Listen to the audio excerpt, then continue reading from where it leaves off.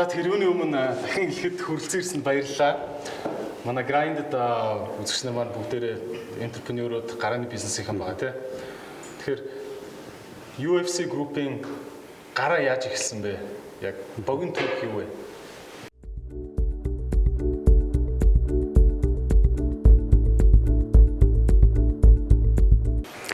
За энэ их арга хэмжээнд урьж оролцуулж байгаад их баярлж байна. Миний болгож өрөнд өнөөдөр бизнесээ эхлүүлж байгаа амжилтаа явж байгаа олон залуучууд хүрэлцэн ирсэн гэж би ойлгож байна. Тэгээ намралтын өдрөө энэ цагаа энд ингээд тийм ээ хамт ярилцахад зориулж байгаад нь би их баярлж байна. UFC-ийн түүх 2015 өнөөдөр 15 онд 10 жилийн өмнө эхэлсэн. Миний өөрийн бизнесийн одоо юу гэдэг түүх гэвэл 15 жил 2000 онд компьютерийн техник менежментийн сургуулийг үйлдвэрлэлийн менежментийн мэргэжлэр төгсөөд тэгээд анхны бизнесийн салбарт хөл тавьсан. Эхлээд Mobicom маркетинг менежерээр 1 жил гаруй ажиллаж байгаад Японд 6 сар суралцаа буцаж ирээд эмсээс Spirit Bolorm хариуцсан маркетинг менежер тэгээд Spirit Bolorm-ийн маркетинг хариуцсан захирлаар ажиллаж байгаад 2005 онд анхны усан цуцаад компани хувьцааг худалдаж авах замаар тэгээд UFC гэмээр группийн суурийг тавьсан. Усан цуцаад компани хувьцааг худалдаж авсан гэхээр тэр үед би маркетинг хариуцсан захирал гэдэг чинь бол тодорхой цалинтай нэг тэрнтэй тохирсон урамшуултал байгаа шүү дээ. Тэгэхээр мэдээж тэр хувьцааг худалдаж авах мөнгө бол надад байхгүй нь ойлгомжтой. Тэгэхээр яг л та нар шиг би өөрийнхөө бизнесийг эхлүүлэе гэж 10 жилийн өмнө зорьсон тийм ээ. Яаж авсан бэ гэдэг өөрөө хүмүүс их сонирхдаг л доо. Энэ зүгээр яг тэр шиг болцсон компани ялангуяа өнөөдөр энэ хямралын үед маш их болцсон байна. Бизнесээ авч явъя яаж авч явах ойлгохоо байсан. Тэгээд зүгээр орхич болдоггүй тийм ээ. Тэгэхээр үнэхээр сайн менежмент хийчих хүмүүст хувиа тодорхой хугацаагаа тохироод өөх сонирхолтой компани бол би бол их байгаа гэж харж байна. Увс хүнс чинь тухайн үедээ бол аймгийг тэр чигээр хангадаг их том компани шүү дээ. Яг орон нутаг энэ зөвхөн социализмын үед байгуулагдсан үйлдвэрүүд л дээ. Орон нутаг аймаг болгонд юм хүнсний үйлдвэрүүд байдаг. Ихэнх нь орон үйл ажиллагаа нь ер нь тийм зогсон болцсон байдаг шүү дээ. Одоо бол бүр л тийм байгаа. Яг тэгэхээр нэг улсын том үйлдвэрүүдэнд эдрийг үйл ажиллагааны цар хүрээ менежментийнхээ эрчмээр аль хэдийн залгигдсан байдаг. Яг орон нутагт өөрийнхөө хэр хэмжээнд тохирсон цөөн ажилтай холбоогчтой нэг ийм л төвшөнд явж исэн тийм л үйлдвэрлэлтэй. Тэгээд тухайн хилцлийг их амжилттай хийх замаар усан цуцаад компаниг 2-оос 3 жил дотор бүрэн худалдаж авсан. Тэгээ энэ бол өөрөө яг UFC буюу одоо миний бизнесийн суур үндэс нь болж гисэн. Та тэгэхээр эмсээс бол яг хуу архиных нь борлуулалт архиных нь одоо үйлдвэрлэл борлуулалтыг хариуцсан маркетингийн дарга байсан тий. Тэгэхээр тухайн үеийн маркетингийн даргын цалин өөр нь ямар хөө байсан бэ? Сая 500 орчим билүү? Сая 500. Тэр орчим байсан санаж байна. За тэр үед увс хүнс үйлдвэрийн үнэлгээ ер нь хэд орчим байсан бэ? Бид нэр 250 саяар эхлээд 51%, тэгээд дараа нь нэмэх замаар гэж ярьж ирсэн. Ер нь бол яг хуу зах зээлд үнэлгээ нь өөрөө бол зөв яг тухайн үеийн бодит таньшаар бол магадгүй 300 орчим сая ч юм тэмдэглэрсэн баг та. Тэгэхээр та одоо ямар ч хуримтлал байхгүй, тэг хөрөнгө оруулалт аваагүй тий. Тэгээд яаж юм үнэтэй үйлдвэрийг яг ямар зарчмаар авч юу? Тэг ерөнхийдөө яг хөтэ нөгөө хүн одоо энэ ихвчлэн бизнес одоо энтерпренеурууд байгаа учраас бүгд өөрийнхөө одоо бодит хүчин чадал, бодит болцоондоо тулгуурлаад, туршлагадаа тулгуурлаад ирээдүг аль болох үнэлхийг оролддог тийм ээ. 5 жилийн дараа энэ зөв явбал хэд болох вэ? 10 жилийн дараа явах уу гэдэг. Тэгэхээр энэ үнэлгээ хийхэд бол тухайн компаниг эзэмшигчийн бодит нөхцөл байдлыг бас үнэлж байгаа юм л да. Энэ нөхөр ажлын зогссон. Цаашаа ажиллаад бол алдагдaltaй. За болоод өөрөө хотод байдаг те. Болоод хоттой байя гэхэд тэр бизнес нь бүр ингээд балгасуулчихна те. Тэгэхээр энэ хүн ямар нэгэн байдлаар тохирох нь надад ашигтай те. Би бол окей энэ хүнд мөнгө өнөөдөр авах нь сонь юм биш. Ерөөсөө тодорхой хугацааны дараа энэ мөнгө авцсан байх нь сонь. Магадгүй гэхдээ бүр өсгөөд авцсан байх нь сонь тийм. Тэгээд эхний зүгээр эхний хэлцэл бол би ямар нэгэн мөнгө төрөний төлөх асуудал байхгүй. Харин та эхлээд 51% өгч тий тодорхой хугацаагаар тохироод өгч. Таны үлдсэн хувь чинь нэг 4 5 жилийн дараа 200 байтах эдэн тэрбум үнэлгээ гинэ. Та тэгэхээр нөхцөл байдлыг ингэж ойлгоо гэж одоо тийм одоо ятгах асуудал юм л да тийм ээ. Нөхцөл байдлыг зөв ойлгох асуудал. Тэгэхээр тухайн миний энэ одоо гаргаж ирсэн аргумент дээр тухайн хүмүүс өөрсдөө үнэлгээ хийгээл тэгэл хилцэлтэй орол явсан юм л да. Энэ өөрөө гэх юм удаанч үргэлжлээгүй. Тэгээд бид ажилдаа хамсаа шамлаад орсон. Та тэгэхээр бол ерөөсөө өөрийнхөө чадварыг менежментийг тэр өхмөл болчиход байгаа компани руу оруулаад өсөлтийг нь хурцсгаад ингэснээр л ерөөсөө менежментээрээ хувийг нь авсан гэсэн үг шүү дээ. Тэгээ одоо юу гэдэг юм сонгодог хэллэгээр нөгөө нэг төгрөгөөр хөдөлж байгаа гэдэгтэй адилхан шүү дээ тийм ээ. Тэгээд тэнд ерөөсөө гол юм би тэнд үгүй ганцаараа байгаа гэдэг хэрэг ерөөсөө биш. Тийм аливаа юм хүн хийхэд бол манай залуучууд ч гэсэн дээр нь цаашдаа бодож явах хэрэгтэй. Хүн болгон өөр өөрийн тийм нөгөө авиас чадвартай байдаг. Тэгээд зарим нь стратегич байдлаар имийг зөв урьдчилж харж чаддаг тийм ээ. Зарим нь тэрэнд яаж хүрэх нөгөө тактикийг боловсруулж чаддаг, зарим нь гүйцэтгэж чаддаг тийм ээ. Тэгэхээр нэг түрүүнд яг энэ бага хамгийн түрүүнд л бүрдүүлсэн л дээ. Бага бүрдүүлээд тэгээд энэ ажил руу орсон. Өнөөдөр зүгээр ингээд өнөөдөр эргээд харахад бид нар нөгөө зорилгоо гэж та нар мэдээж бизнесийн эрхэм зорилго, алсын хараа зорилго энийг бүгд мэдж байгаа. Энийг л хэрхэн яаж зөв зөвхөн томьёолох вэ гэдэг асуудал. Энийг зөв томьёолцсон багт бол ажил өөрөө маш замбараатай цэгцтэй. Би бодоод байгаа байхгүй. За та Улаанбаатарт ингээд сайхан менежерийн аюутаа албачлалтай хүн байсан тий. Тэгээд хаа байсан Увс аймагт тухайн үед ч орон нутгийн нислэг ямар ч байсан тий. Увс аймагт тэгээ үйлдвэр аваад ажиллуулна. Та ер нь риск яаж тооцсон? Одоо зам харилцаа гэж сайхан болцсон байна л да. Тухайн үед чинь нөхцөл байдал хэцүү. Ямар хөө вэ? Орон нутаг жишээлх юм бол ус гэрэлгүй, Оросоос тогоо авдаг тэр нь байсаг нэг мөнгө төлөө өгөөд тасалчдаг. Ерөөс 10 жилийн өмнөх асуудал шүү дээ. Өнөөдөр бол тог тасрал хүн болгоо аюу сандардаг болсон ба шүү дээ. Юу аав юу болов гээд. Тэр үед тог тасрал хэвэн шүү дээ. Нэгдүгээр, хоёрдугаар за ойролцоогоор 1500 км. Тэгээ Монголын хамгийн хүйтэн цэг тийм ээ. Энэ нөхцөл байдал болгоныг би ерөөсөө зүгээр хүн өөрөө нэг үнэлэлт хийх асуудал байхгүй. Үнэлгээ их тухайн нөхцөл байдалтай үнэлгээ. Окей би эмсэс хангалттай карьер хийгээ явжсэн тийм. Би 10 жилийн дараа эмсэс таан байж болох уу? Тийм. Би стил нэг компанид би нэг хөлсний ажилтнууд байна тийм үү. Ерөөсөө хамгийн сонгодог утга нь барын сүүл байхаар батхны толгой гэдэг шиг тийм ээ. Хүн өөрөө өөртөө. Гэхдээ энэ мэдээж эн чинь өөрийнхөө ресурсыг үнэлж ижил энэ шийдвэр гаргана шүү дээ. Тэгээд зарчмын хувьд яг сүнс хувьцаа компаниг авах үндсэн нөгөө нэг сэжим юм уу сэтэл нь часрагны бизнес байсан юм л да. Тэр үед часрагны бизнес Монголд хинч мэддэггүй, таньдаггүй. Часраг зүгээр нэг жимсэл байдаг тийм ээ. Зарим нь зүгээр сургаар мэддэггүйс мэддэггүй шүү дээ. Тэгээ тийм байсан. Эрэлт хэрэгцээ бол асар том яг хятадд энэ бизнес дөнгөж хүчээ авч ирсэн үе. Тэгэхээр энэ ойлгомжтой нэг бас маш потенциалтай ирээдүйтэй бизнес юм байна. Ямар нэгэн байдлаар эндээ брендингийн сайн хийчих бол энэ Монголын бас нэг экспортын бүр гол бүтээгдэхүүн байж чадах юм байна. Нэгдүгээр, хоёрдугаар мэдээж архины салбар. Баруун бүс төр дундаа Увсан гэдэг бол юу гэдэг Улаанбаатар хотоос тээврийгээ тэнд бүтээгдэхүүн борлуулах төвөгтэй.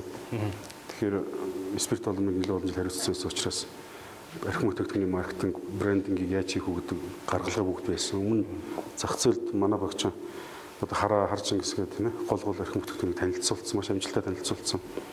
Спирт олоныг аль хэдийн зах зээлийн лидерийн хэмжээнд аваад ирсэн. Яг энэ бүрэн туршлага нь байсан учраас тэгээ энэ дээр үндэслэл зүгээр би эмсэс бүтэн жил авдаг цалин магадгүй 2 үржүүлээд урамшуул авъя гэж бодъё тийм ээ. Жилийн ойролцоогоор 30 сая юу тийм.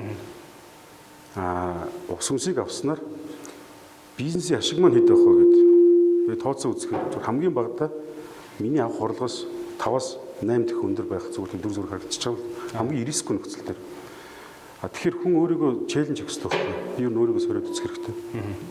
Энэ бол мэдээж маш том одоо юу гэдгийг риск л дээ. Хэрвээ тэнд очиод би фейлд болох юм бол дахиад дараагийн юм руу. Тэгэхээр хүний нөгөө хувь чанараас, хувийн нөгөө зан чанараас хамаардаг юм шиг.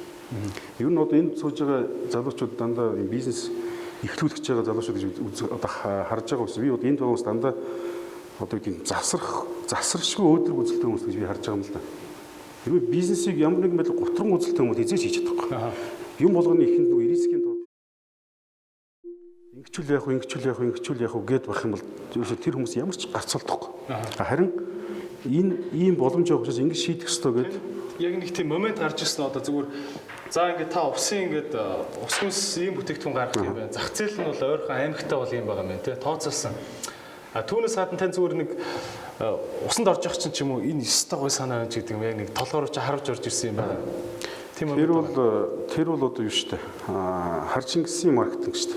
Та нар харжингс гэдэг арх зах зээлд ингээ гарч ирсэн. Гэхдээ юм ингээд нэг уялдаа холбоо байдаг хөөхгүй.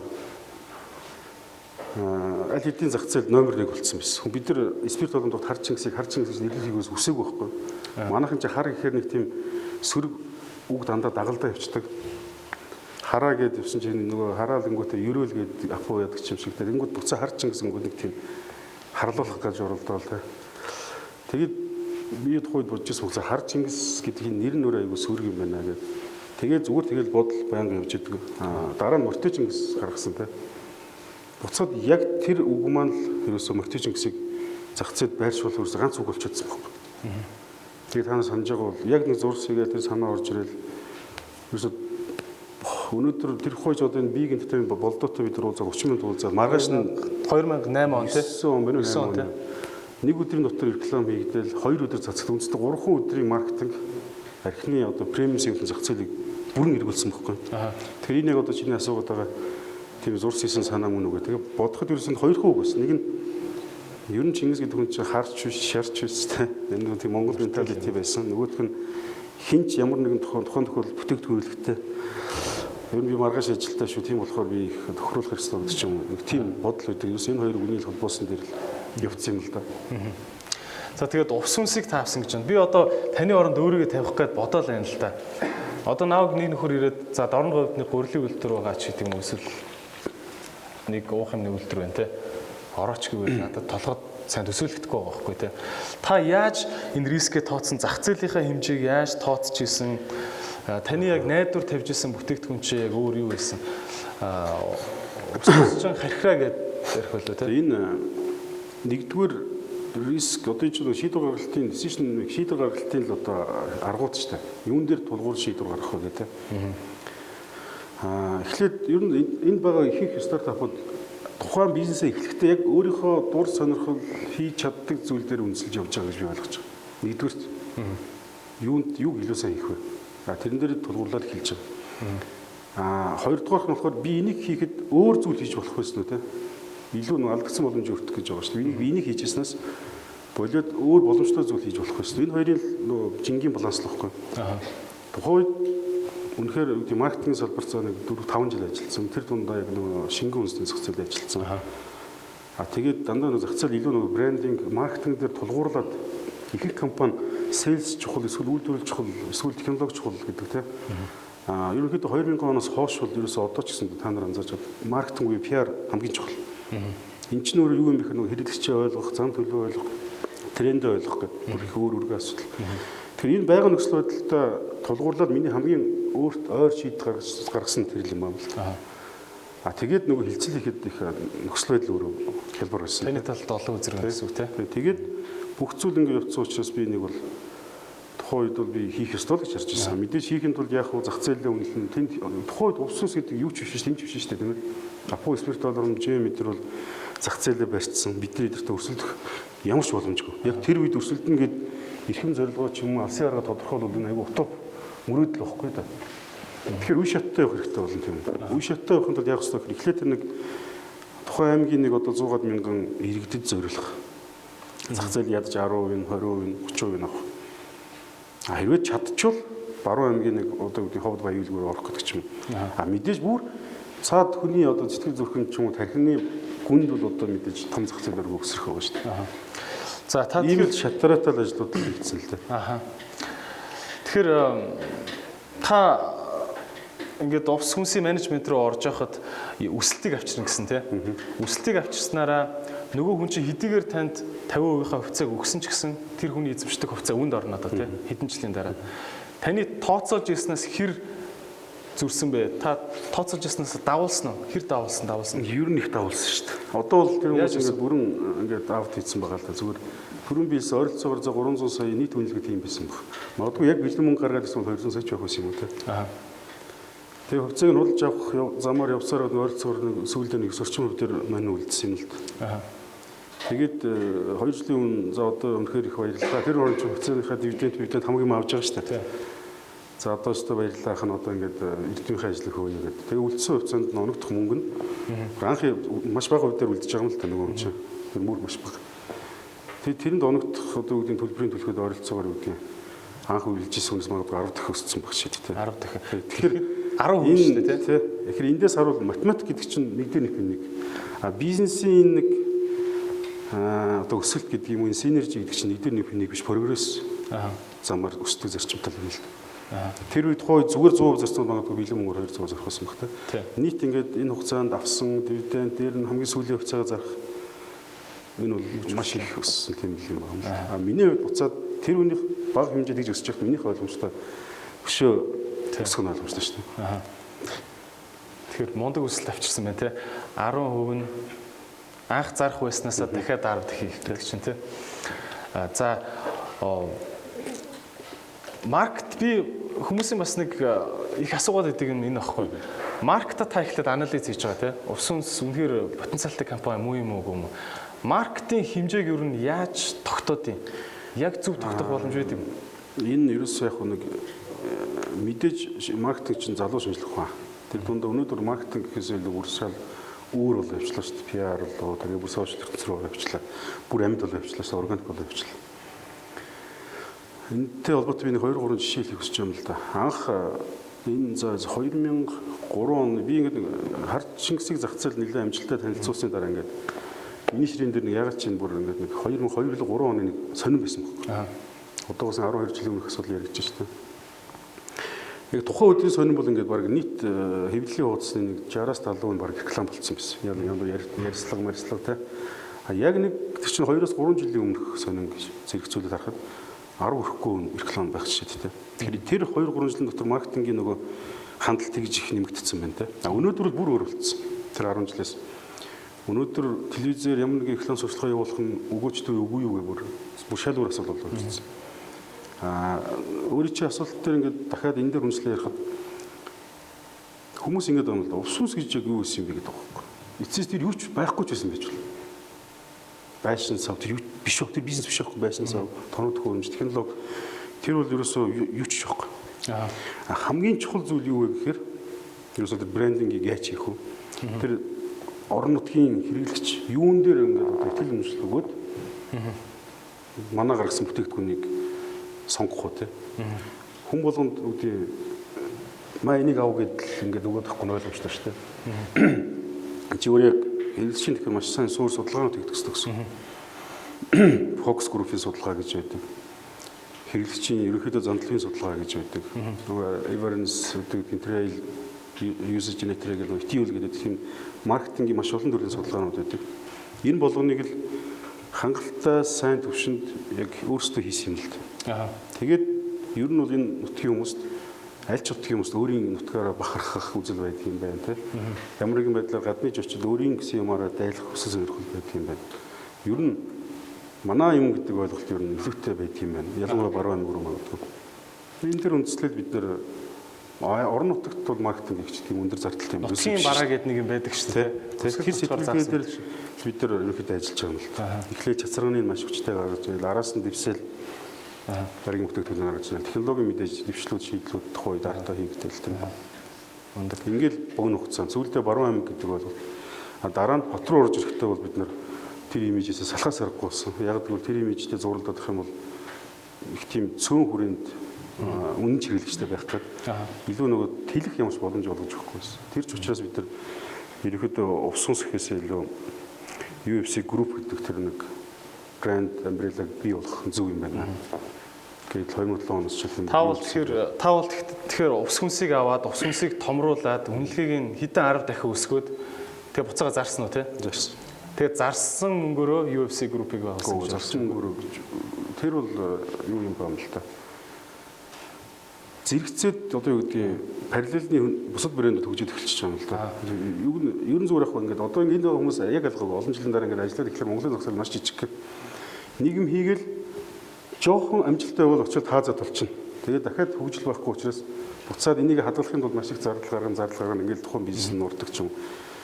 Ерөөсө нэгэн дүгээр хэрэглэгчийн маань суур айгуу жижигхэн учраас нэг юмтайгаа ингээд олон жил зурлах юм шиг боломжгүй. Маш хурдан болоод дараагийн бизнес тэгээ хаяа дараагийн бизнес явах ийм л зарчимтай. Жишээлх юм бол CityNet гэж бид нар чинь CityNet-ийг бас 2008 он 9 оны үед ерөнхийдөө интернетийн зах зээл цаашаа хөгжих нь тодорхой юм. Нэмхэн IPTV гэж айгүй том суур байх нь ойлгомжтой байна. Маш богино хугацаанд орж ирэл CityNet-ийг айгүй богино хугацаанд 2 3 дахь хэрэглэж нэмэгдээл яг нөгөө таазанд хүрсэн байхгүй. Тэгэл нэгэн таазанд хүрсэн бизнесийг ийм энтерпренеур байдлаар хүмүүс удирдах айгүй төвөгтэй байдаг. Тухайд бушуухан гараад дахиад дараагийн юм руу орох хэрэгтэй. Яг л тэр шиг л увсус тийм л зашин манай нэг тийм сүүлдээ нэг манай бизнесийн нэг хэсэг эдэн деталь болж хөрсөн те. Бид нар яг тодорхой зэгтэн хүргээд одоо энэ шаардлагагүй манай аут хийгээд одоо бол өнөөдөр бол илүү барилгын бизнес ч юм уу үйл хөдлөмжийн бизнес рүү илүү анхаарлаа тавиад эхэлсэн. UFC Group тэгэхээр одоо ямар бизнесүүдийг ингэж боожуулаад байна? Яг өнөөдөр бол одоо Герман стандарт гэдэг та нар мэдэх бах. Герман стандарт компани бол бид нар UFC-тэй уялгүйгээр тусад нь бие дааж өгч байсан. Өнөөдрийн компани хоорондоо хамааралтай хамаалал хүмүүс төр болгон ойлголт байдаг бах. Барилгын салбарт бол нэлээд төслүүд нь нэлээд өгчтэй явж байгаа. Дээрээс нь үйл хөдлөлийн бизнес рүү боломжийн цар хүрээтэй ороод эхэлсэн байна. За тэгээд аялал жуулчлалын салбар, газар тариалангийн салбар байна. Герман стандартыг харж байхад бол танах ер нь бол баг менежмент хийсээ илүү хөрөнгө оруулагч талаас орсон байлаа тий. Та яагаад орохоор шийдэв? Тэгээд танах ер нь хэдэн хувийг эзэлж байна? Герман стандарт компани. Одоо 100 Герман стандарт компани 100 манай компани л да. Яг энэ юм гэдэг чинь нөгөө ер нь тэгээд ингээд анзаарч байгаа бол та нар ч гэсэн тийм баг. Ер нь аливаа юмыг бизнесийг хийж байгаа ажил хэрэгч хүн бол яг нөгөө үнэс ч нохоо шиг л байдаг л да тий. Хаана юу байна гэдэг байнга ажиглаж анзаарч явдаг. Сонирхолтой зүйл рүү байнга төрүүлж хүрж явах хэвээр юм байна л да. Ялангуяа яг миний нөгөө энэ олон жил ажиллаж явсан үндсэн суурь маань нөгөө маркетинг учраас илүүтэй нөгөө зах зээлийн яг нөгөө ирээдүйг харж ажиллах. Тухайд бид нар UFC-гийн офсыг засуулах хэрэг гарсан юм л да. Хуучин барилга аваад засуулаад байх юм бол тэгээ дараа нь өртгөө тооцоод үзсэн чинь тухайн үеийн барилгын дундаж өртөг нэг 600 бидний 250 чөлөө офст болцдог байхгүй. Тэгээ барилгууд яхаараа ингээд ийм өндөр өнөр ингээд зараад байт. Ер нь энэ бизнес өөрөө хийж болдог бизнес юм уу? Тэгээ нэг манай засвар хийсэн залууг дуудаад. Жишээ ингээд ер нь орон сууцны барилга барих ер нь хэр төвхтэй вэ гэж асуусан. Асуудаг шүү дээ. Мөнгөний байвал асуудаг шүү дээ. Тэгээд жишээлбэл газар болоод ирэх чинь тэгээ би ингээд 100 байсан. Тэгээд булган руу манай нэг сахарын арш ингээд тийш яваад гисэн байхгүй. Тэгсэн чи араас мессеж чиж байна. Яралтай ирээч нэг юм асуудал үүссэн байна. Тэгээ би бүх юм хаяад маргааш нь хүрээд өгдөг. Тэгээ юм Герман стандарт юм компани байна. За юм барилгын юм газар байгаа юм. За. Тэгээд над бараг тэр газар хийсэн бид Герман стандарт нэрийг би бодлож авах гэж л ер нь гол ажлаа зориулсан л та. Ерөөсөө Герман стандарт компани энэ бол алж болохгүй юм нэр байна те. Ялангуяа барилгын салбарт. Ерөөсөө дэлхийд барилгын стандарт гэвэл за Япон байна, Герман байна те. Үнэхээр техник технологийн чанарын нэр хүндийг хөдөлж байгаа. Нэр хүндийг би ерөөсөө ойлгомжтой нэр хүндийг би хөдөлж авах хэрэгтэй юм байна. Аваад UFC-гээс бүр тэс хөндлөн цоо шинээр брендинг хийх хэрэгтэй юм байна. Ингээд тодорхой хугацааны дараа бол бид нар яг зөв ажиллаж чадвал барилгын салбарт үнэхээр өөрийн гэсэн орон зай өшөө илүү гүн гүнзгий суулгах боломжтой юм. Тэгээд тэр компанийн чинь таныг хэр хүлээж авсан? Яг хөрөнгө оруулаад ингээд хамтдаа томрыгээд очиход ер нь хэрвээ тэр хөрөнгө оруулалтыг хийгээгүй бол гэд нөгөө хүмүүс манаас бодно шүү дээ. Яг нөгөө хүн жоохон нэглэх юм байна. Өнөөдөр зүгээр тийм магадгүй нэг барилга жижиг засвар хийсэн компани байна шүү дээ. Бид нар ороогүй бол бид нар барилгын салбарыг өнөөдөр ойлгохгүй. Шингэн үндэстэйгээ зурлалдаа явж байгаа юм байна. Энэ хоёр учраас энэ чинь нөгөө хүн чаддаг гэх асуудал байхгүй. Тэр хүн бол барилга хийцээ их сайн гэсэн. Би бол яаж энэ компани нөгөө ирээдүйг яаж зурх вэ гэдгээ сайн бодох хэрэгтэй. Яавал Герман стандарт гэдэг нь ерөөсөө нэр барилга бүх юм ингээд нэг цогц ингээд нэг ийм хэмжүүр байлж чадах уу гэдэг. Илүү нэг маркетинг яаж илүү PR хийх вэ? Та тэгэхээр ингээд энэ хоёр синержи одоо энэ хоёр хүчийг л зөв нэгтгэх л асуудал юм л да. За өнөөдөр мэдээж нөгөө хүмүүс сэтгэл хангалуун бид нар сэтгэл хангалуун ингээд ажил бол ингээд ерөөхдөө боломжийн урагштай явж байгаа учраас би нэг зөв тийм синержи үүссэн, зөв хөрөнгө оруулалт үүссэн л гэж харж байгаа юм л да. Тэгэхээр та яллаа шүү дээ. Хэрвээ би хөрөнгө оруулаад нэгдэхгүй байх байсан бол чи жилийн дараа хаана байх вэ гэд бод гэсэн тий. Нөгөө хүн чинь магадгүй жижигхэн компани байна. Та ч гэсэн барилга руу орохчгүй байна тий.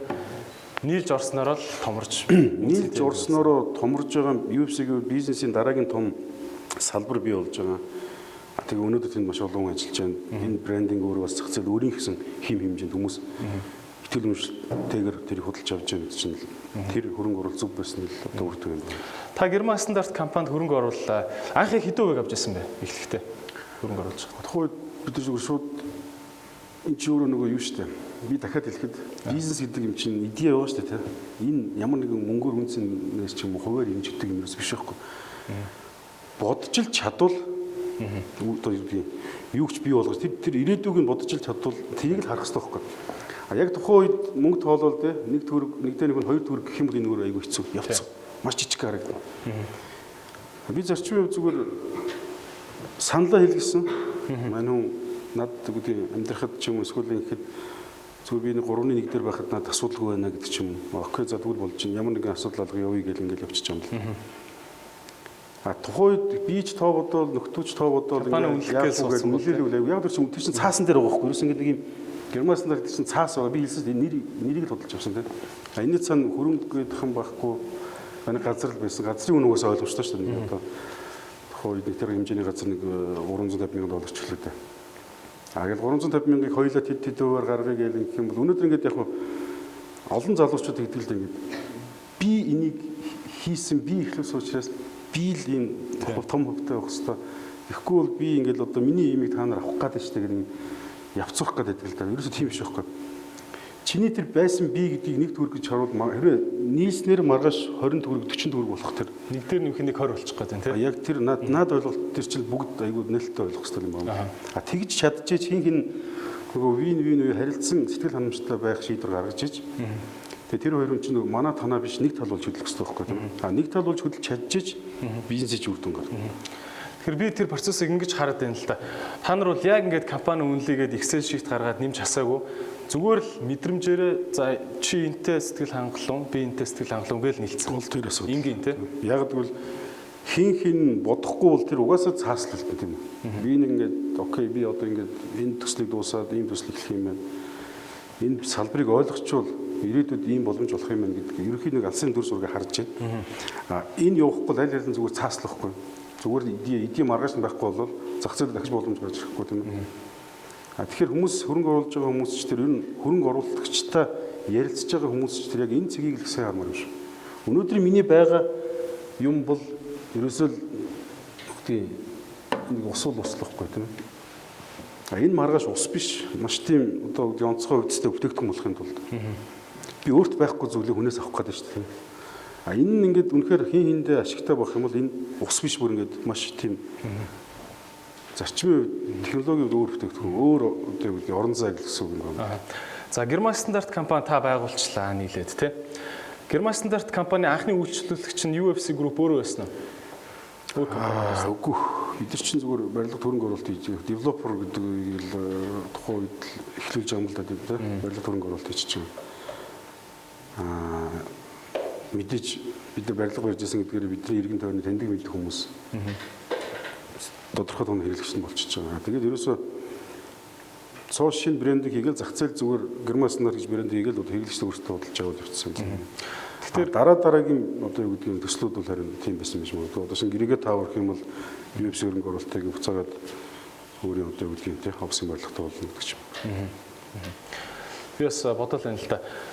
За та ингээд магадгүй зүгээр нэг барилгын том боожцсан компани захиалга өгөөд байшин бариулсан байж болно тий.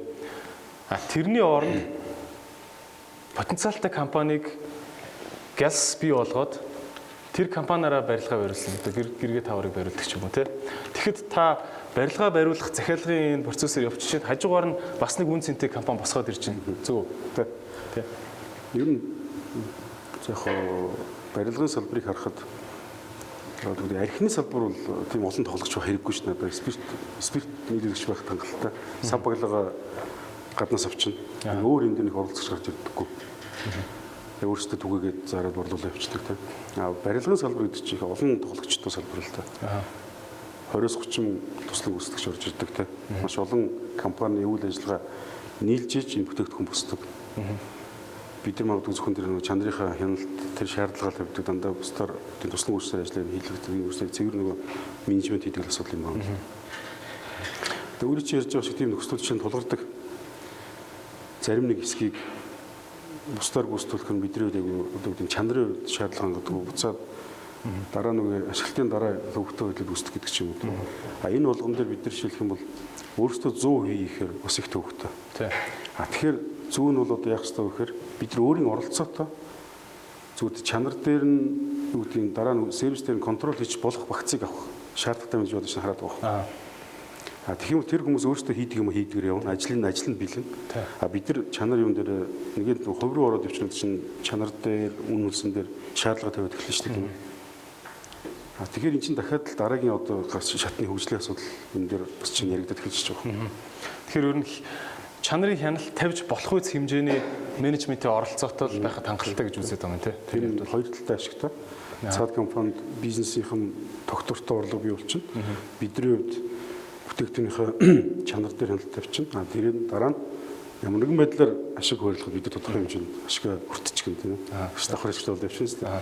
Чамд өгөөд ингэ явуулчих биш. Бүх юм хянаад дээрэс нь бүх оролцогчдод сэтгэл хангалуун байх нөхцөл тийм. Танд одоо ингээд өөр хорхоос ч салбар байна уу? Та барилга руу орчлоо одоо яг энэ дээр би юм хиймээр байна гэсэн. Ер нь яг зүгээр энэ манай Монголд ерөөсөө хийгдэж чадахгүй байгаа нэг том салбар байгаа. Энэ бол аялал жуулчлалын салбар. Манайхан өөрсдөө их гоё байгальтай, гоё одоо янгон зэрлэглэгээд өгөхгүй. Тэгсэн хэрнээ яг ийм байгаль чинь дэлхийд даяараа байдаг л хөхгүй. Энээс ч гоё байгууллагууд бий. Тэгэхээр манай яг онцлог нь юу юм бэ гэдгийг ерөөсөө дээр дөрөв хинч мэдэхгүй байхгүй.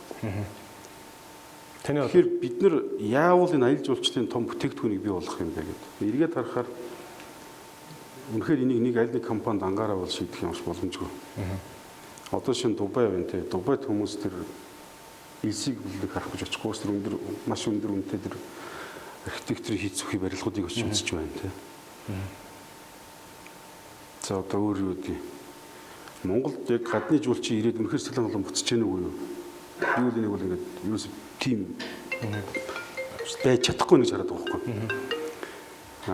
За жишээлбэл ингээд дарамслаад ингээд саяхан очлоо л да. Маш хэцүү зам туулаа тэр уулын орой дээр тийм маш олон гадны жуулчид үнэхээр итгэл үнэмшилтэйгээр тийм нэг очоо сонирхоод үзээд 7 хоног байгаад мөнгө зараад мөнгө зарж манад ирээд мөнгө зарыг үнэхээр мөнгө зарах юм байдаг тийм. Тэгэхээр яаж тэр орчныг бий болгох вэ гэдэг. Тэгэхээр бидний энийг бол үнэхээр өөрсдөө бол хийж чадахгүй юм байна л да. Тэгэхээр яг хийж чаддаг тэр гадны хүмүүстэй хамтрах замаар ч юм уу хамтарч томхос яагаад тийм. Тэр хөрөнгө оруулалтыг татах замаар. Яг тэгэхээр бид нар өөрсдөө л хөдөө аялахад бас ямар төвөгтэй гэдэг үлээ тийм. Тэгэхээр тэр гадныхаа яг юу сонирхож ирээд байна гэдгийг үнэхээр манай аялал жуулчлалын компани бүрэн ойлгож байна уу? Бүгд мэддэг шээ ингээд баахан хар хор ингээд давхиж байгаа очихоор нэг хэдий хятад бараа зараас гэж идэв. Тэгэхээр түүхийг нэг бол бид нар барих хэрэгтэй юм шиг байна. Маш том одоо тэр зохиом одоо шинэ хятадын тэр нөгөө ордост байгаа Чингисийн онгон гэдэг чинь ерөөсөө зүгээр нуус товчог тэнд барьчиж байгаа байхгүй тийм. Танийхэн төлөө жилд сая гэлөө жуулч 10 сая жилөө жуулч очдог. Тэгэхээр бид нэг энэ шиг нэг бол түүхийг барих хэрэгтэй юм шиг байна. Энэ барьж байгаагийн эхний явцыг бол би энэ Женкогийн одоо шинэ хийгээд байгаа тэр мөртөө өшөө байна, санжим болог тэр цаашаа тэр нөгөө 13 дугаар зуун байна. Магадгүй энэ шиг тийм гэхдээ яг нөгөө тэр гадны мөнгө төлөх хэрэглэгчтэй зориулсан тийм том цогцлоруудыг барих хэрэгтэй юм. Сонирхолтой байгаа тийм яг энэ салбар. Ер нь тийм л юм да. Тэгээд Монгол өөрөө нөгөө онцлогоо айгу зөв болох хэрэгтэй юм билээ л дээ. Арабууд тэмээ гэл тэмээний уралдаан гэж явуулах юм. Монголын онцлог нь юу юм бэ? Үнэхээр яг юу байх хэрэгтэй юм. Тэрийг л бид нар хийх хэрэгтэй юм билээ л. Тэгэхээр яг би хараад байгаа юм л та одоо за зөвхөн компани зүгээр салбараа болъё те. Компани зүгээс харахад за жишээ нь UFC компанийн хувьд өөр салбарууд руу орж томорж болох арга замууд юу вэ гэхээр тухайн салбараа сайн мэддэг. Гэхдээ нэг хөрөнгө бололцоо ч юм уу одоо нөөц бололцоо дутж байгаа. жижигхэн компанитай нийлээл хамт томроод яваад байх тийм. Энэ замаар л өөр салбар руу би танахыг орно гэж байна. Хамгийн зөв бөгөөд хурдан гарсан наадах юм байна л да. Бид нэр шинэ бизнесийг эхлүүлж болно. Шинэ бизнесийг эхлүүлэхэд бол маш их зүйлийг одоо юу гэдэг нь даван туулах хэрэг гардаг. Боловсон хүчин бэлдэх, боловсон хүчнээ сургах тийм ээ. За тэгэл бүх дэд үтсийг бий болгох гэдэг чинь энэ өөрөө их төвөгтэй. А тэг яг энэ болгонд ингээд юу гэдэг ойлголцоод ажиллах одоо шид удирдлагын багийг олж тавих гэдэг чинь энэ өөрөө их тийм цаг хугацаа хөрөнгө мөнгө шаардсан ажлууд байдаг.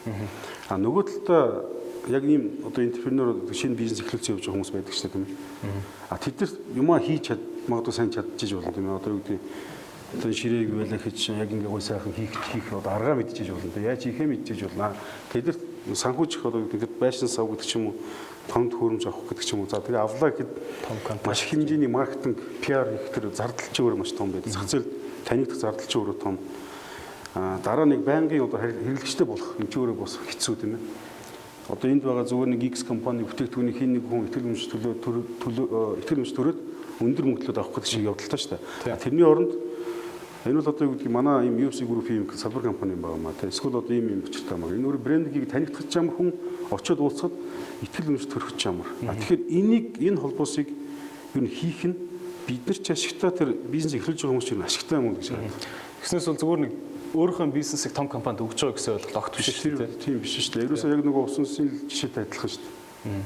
Тийм тухайн хүн өөрөө ингээд манайхны явахтай залуучууд ихтэй өөрөөр хардаг байх л та. Энэ их хүн ингээд нэг харахаар баахан судалгаа хийж үзээл тэгснэ энэ салбарын том юм би 10% эзлэг аль хэдийн 10% тэр хүнийх юм шигээр харцдаг. Тэг энэ дэч хөрөнгө оруулалт ихээр энэ 10% чинь би өгнөний чийг олчих юм байгаа шин. Тэгэхээр одоо заавал ингэмэргүй штэ гэд хэлдэг тийм. А би бол үгүй ганц чинь хүн яг чаддаг юм хийх хэрэгтэй байхгүй. Ялангуяа Монгол шиг юм хүний нөөцийн хомсдолтой улсад тийм ээ синержиг үүсгэж бид нар илүү хурдтай явах хэрэгтэй байна. Яг ингээд нэг компани байгуулъя. За үйлдвэрлэлээ бүх одоо бүтээгдэхүүн түүхийд материал татхаас өсвөлээд зах зээлийн үр судлахаас өсвөлээд маркетингийнхэн, борлуулалтынхан, үйлдвэрийнхэн за тэгэл одоо ингээд хүний нөөц бол юу гэдгийг санхүү гэдэг маш олон хилцсэн гэж маш олон хүн заавал ажиллах хэрэгтэй байхгүй. А энийг дангаараа хийх гэж оролж яснаас төрөлж өгөх хэрэгтэй гэж би хараад. Хэрвээ чи үнэхээр сайн үйлдвэрлэж чадж болох гэдэг үйлдвэрийн асуудлыг хариуцж байгаа чинь эндээс нь бид нар санхүү болон хүний нөөцийг чинь шийдэж. Ингээд нэгдүгээр зардлын маш том хэмнэлт. Хоёрдугаар хүн яг нөгөө олон юм самгартах биш яг тухайн зүйлдээ анхаарах боломжоор хийх хэрэгтэй байхгүй. Хэрвээ шинээр хийж байгаа бол тэрийг таниулах гал одоо маркетинг хийхин тулд гээд явж өгнө шүү дээ. Тэр тэгэлгүй зөвхөн бүтээгдэхүүнийг чаддаг компанид маркетинг нэг явуучих хэрэгтэй байхгүй. Би бас нэг хэдэн жилийн өмнө гайхаад байсан байхгүй 5 6 жилийн өмнө. Яагаад энэ Microsoft, Google энтер ингээд жижигхэн компаниудыг очиж худалдаж аваад байдгийг те. Иймэрхүү аргаар зах зээлэд хилдэг юм шиг байна л да. За UFC Group-ийн хувьд тань дээр нэг ийм хувийн одоо хэрэгцээ байна. Би энэ зах зээл рүү орчмоор байна. Яг энэ дээр хамтарчих нэг ийм компани над дээр хүрээд ирээсэй гэсэн тийм салбар юмнууд юу байна? Яг яг өнөөдөр бол одоо Монголын эдийн засаг өөр их хүнд үед ирчлээ шүү дээ. Магадгүй гэхдээ байж болох доод засаг мөн үү биш үү хинч энэ дээр хариулт өгч чадахгүй. Яг тэр өөр бизнест улс төрийн оролцоо хэдэн дөр учраас дандаа улс төрийн шийдвэртэй хамаатайгаар ингээд бид нар ингээд нэг зогсон болчиход байна л да. Мэдээж юм өөр физикийн хуулиараа доод засагт үүсэх буцаад өсөх нь ойлгомжтой. Тэр нь хизээвэ. Аль болох одоо энэ хурдан байвсан. А тэр яг гэхдээ ийм үед хүн болгоо ингээд одоо бол бодит байдалтайгаа эвлэрч эхэлж байгаа юм л да. Тэгээд бодит байдалтаа нүүр турлаж эхэлж байгаа юм тийм ээ. Энэ үед уг нь яг энэ стартапууд өшөө ингээд хөрөнгө оруулагчаа болоод тэ зөв зах зээл эхнээсээ зөв танигдаад явах нь юу хамгийн боломжтой цаг гэж хараад. Өнөөдөр бид нэр за өдөө аж ахуйн салбарт одоо юу гэдэг нь шимжүүлсэн мал аж ахуйн салбарыг маш ихээр сонирхож судалж байна. За тэгээд түрүүн би хэлсэн барилга тойрсон маш олон гүйцэтгэгчид байдаг гэж ярьсан тийм ээ. Жишээлх юм бол одоо барилгын материалууд Монголд үйлдвэрлэх барилгын материалууд байна. Жишээлх юм янз бүрийн одоо хамгийн энгийн жишээ хэлье л да. Одоо ингэ цаашаа ерөнхийдөө Герман стандартуудыг дундаас дээш үнийн сегмент рүү өшөө их анхаарах стратеги барь явж байгаа. Тэхийн тулд ерөөсөө тэнд хүн гаднаас ерөөсөө чимдамаа хувцас авал орох хэвээр тэр нөхцөлийг бүрдүүлэх хэвээр тийм ээ. Ерөөсөө орол амьдрахад би тэхийн тулд одоо юу гэдэг эхлээд тэр тавилганаас өсвөлөөр алтгооны тавилгуудын хувцасны шкафч гэдэг юм тэрнээс өсвөлөөр манад байдаг компаниуд яадаг үл гэдэг ингээд компросон ч юм уу юм чинь захиалга өгдөг. Магадгүй 2 сарын дараа нөгөөх нь ирнэ. Тэгээ угсахсаар ихлэн заваа юм болдог. Тэгээ буцаад ингээд нэг бид чинь хүнд ингээд мөнгө төлчихөж байгаа шүү дээ. заамаа энийг Танах чинь хийгээд нэг хотхон барьж байгаа тий. тэг гэрээгээ вилла гэдэг. Тэгээ энэ Хаана төслийн лээ гэрэг вилла чи. энэ зайсанд явж байгаа төсөл юм байна л да. Энэ төслийн шиг хэмээл тавилгынх нь одоо зөвхөн тавилгынх нь төсөв бүр 2.5 орчим тэрбум байна. 2.5 тэрбумын Тавилга тий. А энийг би одоо чинь чи юм блэ? Лавгсанд би ингээд төлчлөө гэж бодъё. Би бол төлчихөж байгаа шүү дээ. Лавгсан тэрийг ингээд нэг одоо өнөөдрийн манай Монголын хурдаар харах юм бол 45-60 хоногийн дараа үйлдвэрлэж дуусаад гэхдээ магадгүй их учраас баг 3 сар ч үйлдвэрлэж магадгүй. Тэгээд тэрийг угсгах гэж нэг дахиад 3 сар зурлаад.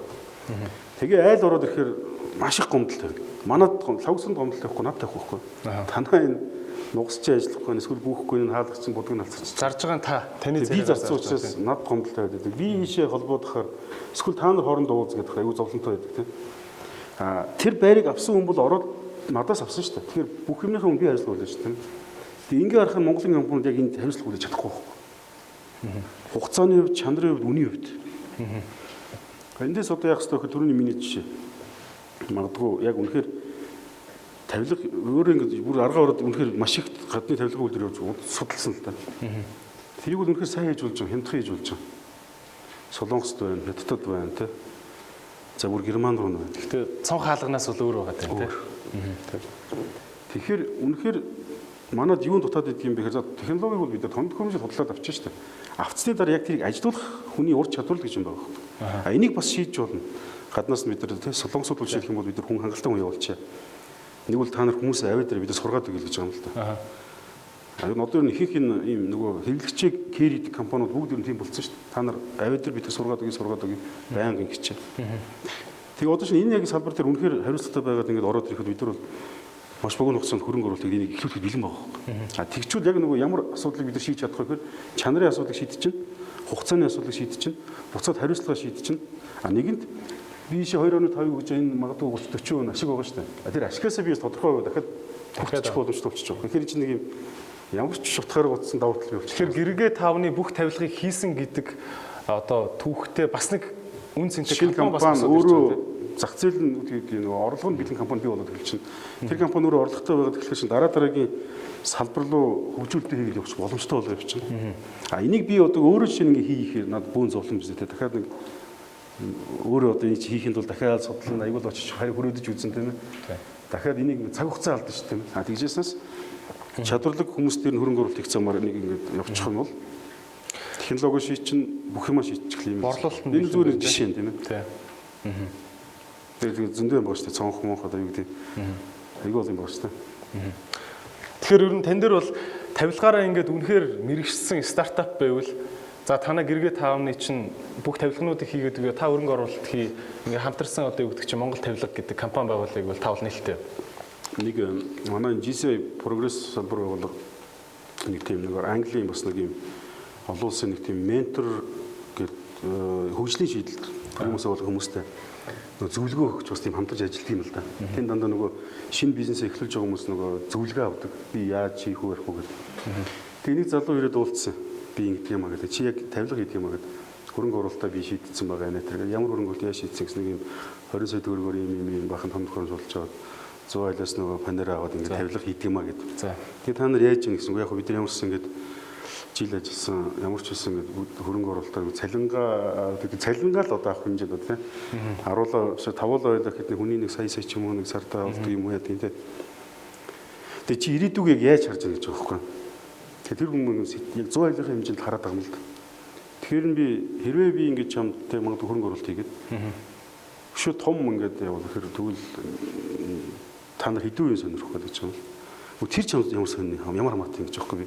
Та нар ингэж жилд нэг цалингаа авдаг юм ойролцоогоор 20 сая ашиг болдог юм тийм үү? Тэр өчөө тийм. Хэрвээ ийшээ орчвол наа чи 20-оор ярихгүй шүү дээ тийм. Тэр юм хумор ярих. Тэр энэ чам тэр хөв ямар хамаатай. Чи өөртөө ирж байгаа чинь л хэд их өсөд ороод ирвэл хангалттай биш үү гэсэн. Би бодож байгаа дэрийг тэгээ яваад гсэн байхгүй. Тэгэхээр зүгээр ингэ битгий юмыг цаасыг байгааг өнөөдрөөр нь хараач гэдэг байхгүй тийм. Тэр брендинг бий болгоно гэдэг чинь өөрөө ямар ч юмар үнэлж болохгүй асар том баялаг тийм ээ. Дараа нь та нар тэр эцээш хүмүүс ингэ бизнес ихээр тоног хөрөмж байр саваа бодоод байдаг байхгүй. Эхлээд та нарын хамгийн түрүүлж бодох ёстой юм чинь тэр брендинг. Яавал энэ брендийг зах зээл үнэхээр байршуулад дараа нь тэр брендээ зарж амьдрах уу гэдэг асуудал. Дэлхийд даяараа брендээ зарж амьдрч байгаа шүү дээ. тэрийг л ойлгох хэрэгтэй. Тэрийг ойлгохгүй миний юм гээл намайг бараг л одоо миний юм та нар хулж авчих гэдэг нэг юм явцраад байдаг. Энийг л ойлгох. Маш үнэтэй зөвлөгөө байна. Наадах чинь би бол бас маш чухал гэж боддог. За тэгэхээр хоёулаа өнөөдөр яг бизнесийг тал талаас нь ярьлаа те, үнцний талаар ярьлаа. Одоо таны алдаануудыг ярив. Та бол мэдээж алдаа том алдаа гаргасан байгаа. За ёстой яг юун дээр алдсан? Би бол яг бүх юм өөрийн сайн муудалтай тийм ээ. Хүн өөрөө тэр муу алдсныгаа ойлгож чадчихвал дараа нь тэр чинь сайн болох ч та тийм. Амжилттай бол буцаад ойлгохгүй бол маргааш тэр маш том алдаа болно тийм. Яг одоо би энэ дэр хоёр зүйлийг хэлж чадна. Нэгдүгээрт яг одоогоос 9 жилийн ус өмсийг авсныхаа дараа жил бид нар чацраны бизнес маш том хөрөнгө оруулсан. Маркетинг дээр тариж бариад. Ойролцоогоор хэр орчим хөрөнгө оруулалт том. Хойд бид нар худалдаа хөгжлөөс авсан зээлүүд ер нь тэр чигтэл тавьсан. Бага бүх юмаа барьцаалаа, дээр нь ирээдүгээ барьцаалаа те. Амлаад ингээд мөнгө цэгтээ уулзаад та энийг ойлгооч ийм том салбар гэдэг. Үнэхээр том салбар байсан юм шиг. Нэг юмыг бид тооцож чаддаг байхгүй. 130 гад чацраганд харин гэдэг бол шүү дээ те. Одоо үгдий би ширээг ингэ хийж байгаа би энийг яаж эргэж тойроод хараад хэмжиж чадна шүү дээ. 130 мянган модыг та нар шалгах, хянах ямарч боломжгүй гэдгийг ойлгож байна. Игний болгоноор явбал ингээд 1 км ингээд 130 км явах хэрэгтэй болно тийм үү? Бүр ингээд талбайгаа тойрох 130 км явж иж за ер нь тэдэн өгсөн юм байна. Энийгээ сольмойлж хэлнэ шүү дээ. Нэг тэрийг хийхэд бол тэгэхээр одоо ойлгомжтой физик утгаар хүний хүчин зүйл маш хамааралтай болчих жоох. Орон нутагт тэрийг хийдэг хүн үнэхээр болдог. Өнөөдөр манай монголчууд чинь ингээ нөгөө ажлын байр байхгүй нэ гэдэг шүү дээ. Ажлын байр байхгүй биш үхгүй. Ажиллах сонирхолтой хүн байхгүй. Маш их сэтгэлгээний ядууралтай залхуу хүмүүсээр дүүрсэн. Тэгээд баг хүн авчил 52 алхаад тэгээд энэ тэнднээс ч унтаад өгдөг юм. Яа тийм ингээд. Би хүний фактор тооцож чадаагүй маш хөрөнгө оруулалт хийсэн. Тэгэхээр түүж юу гэдэг харж чадахгүй нэг чи хураахад бас их хүнд болно шүү дээ. Хурааж чадахгүй хураах фактор за жимсээ сайхан идэн нуун за тэгээд шуутаага хуваа ингээд түүхийдээ цуглуулах процесс л өөрөө үнэхээр утгагүй болж ирсэн. Хэрвээ би тэр хөнгө оруулалтыг өнөөдөр өөр салбарлуу хийсэн байсан бол гэж бодох юм бол хугацаа алдсан. Магадгүй өшөө том боломжууд байж болох. Энэ нэгдүгээр алдаа. Хоёрдугаар алдаа Мөртөж ингэж за реклам хийгээд 2-3 жил үнэхээр ингээд өсөлт гарсан. Яг зах зээл премиум сегмент номер 1 боллоо. Борлуулалт хангалттай байлаа. Тэгээд яг тэр үед би Монголд байгааг байхгүй Австралид байсан. Тэгээд за окей манай нэгээс багийнхаа маркетинг хэлж байгаа юм л ингээд судалгаа хийгээ үзсэн чинь ингээд одоо бид нар хуурамчаас хамгаалах хэрэгтэй болжээ гэж ярьж байгаа байхгүй. Зах зээл хуурамч гэдэг хүн гараад эхэлчихжээ. Хуурамчаас хамгаалах хэрэгтэй болжээ гэж байгаа байхгүй. Танаас судалгаа хийчих гээл хийлээ энэ бүглийг сонгож яана гэдэг бүглийн загвар. Энд үнэхээр зөв сайн уу сайн. Окей задгүй сольчих гээл. Сольчлоо. Тэгсэн чинь дараагийн хүн дээр ямар судалгаа хийчих вэ? Яг тэгэл нөгөөдөр чинь судалгааны олон аргаар л байгаа ш бид түрүүсэн фокус группийн судалгаа хэрэглэгчээс шууд саналын авах эсвэл одоо хэрэглүүлж үзэх хэрэг гэдэг ч юм уу тийм. Тэгсэн чи яасан бэ гэсэн нөгөө хэрэглэгчээс нууцч байгаа гэж нөгөө бүглээгөө бүр онгоолж чадах шүү дээ. Хүмүүс аваад онгоолж чаддаг. Тэрийг онгоолгохын тулд бөө нэр тэнгүүтээ новш гэж шийдсэн чинь дараа нь тэрийг авах сэтгэл төрөхгүй шүү дээ. Наад чинь бүглээ нэстэ ядаргатай гэдэг. Тэгээд та нар дахиад судлаач гэдэг. Дахиад судлаа зүг байна гэдэг. Ерөөсөө асуудалгүй. Тэг би энэ бол айгүй том алдаа байсан. Яв нь алдаа байсан бэхээр судалгааг хийх ёстой. Гэхдээ тэр судалгааг яаж хийснээс үр дүн гардаг. Үр дүнг буруу үнэлэх юм бол зүг зүгд байсан юм хүн устгахч болдог л байхгүй. Тэгээд нөгөө гарсан алдаагаа засах гээд өшөө дахиад дараагийн шатны алдаа. Яг нөгөө их цэг нь өөр газар байсан. Судалгаа буруу чиглүүлсэн. Тэгээд тэрийг засах гэж дахиж буруу юм гэдэг замаар. Тэгэхээр одоо би зүгээр ингээд хүмүүст аягүй сайн яах юм. Судалгааг үнэхээр хин нэг тийм мэрэгжлийн компаниар хийлж болно. Гэхдээ заавал өөрсдөө оролцож байгаа гэдэг. Өөрсдөө оролцохгүй судалгаанд хизээч итгэх үнэмших юм шаардлагагүй. Ялангуяа манад нөгөө соёл нь хөгжөөг байхгүй. Судалгаа авдаг арга барил тэр хүмүүс өөрсдийнхөө нөгөө нөлөөллийг тусгачдаг чиглэл зай зорилгоо зөв гаргаж ирж чаддаг. Тэгээд баахан болсон болов юм ангуутай боловсрол тэнгуүтээ тэрийг бол айгүй итгэл үнэмшлэр энэ бол гээд явчихдаг. Та ч өөрөө бол уг нь бол үйлдвэрлэлийн технологийн мэргэжилтэй юм шүү дээ. Тэгэхээр бас яг бүглөө солино гэдэг бол яг үйлдвэрлэлийн процессд өөрчлөлт оруулчихж байгаа. Энэ ч айгүй том юу үстэй алхам биз дээ. Яг технологийн хувьд бол ялгаагүй л дээ. Зүгээр бүглөө өөрөө яаж онгодгоо тэг үйлдвэрлэх процессыг яг адилхан л да. Үйлдвэрлэлийн технологи би үйлдвэрлэлийн менежментээр төгссөн. Гэхдээ яг илүү нөгөө анхнаасаа маркетингийн менежментийн салбарт ажиллаад эхэлсэн. Энэ зөвхөн нөгөө гитэмсийн хөрөх чадварын асуудал юм байна л да. Ерөнхийдөө тухайн үеийн боловсон хүчин багш нарын ярьдаг байснаар бол гитэмс төгсөж байгаа оюутнууд бол хөрөх чадвар нь сайтай байдаг юм аа. Хүний нөөцийн менежер хийж чадна, санхүүгийн менежер хийж чадна тийм ээ. Тухайн оюутан магадгүй хүсвэлчтэй дүнээс. Нэг өнөөсөө супер бүгдийг хийх гэдэг хэрэгжилтэй. Яг илүү би өөрөө маркетинг сонирхолтой байсан. Хий маань ажил өөрөө маркетингийн менежер эхэлсэн учраас тэр лугаа илүү үнэлсэн. Тэгээ ер нь маркетинг хийнэ гэдэг чинь буцаад ер нь эцсийн дүндээ ерөөсөө сэтгэл зүйчл болж хөрдөг асуудал шүү дээ. Энэ хүн яг юу хүсэж байгаа юм те дуртай байгаа юм уу дургүй байгаа юм уу?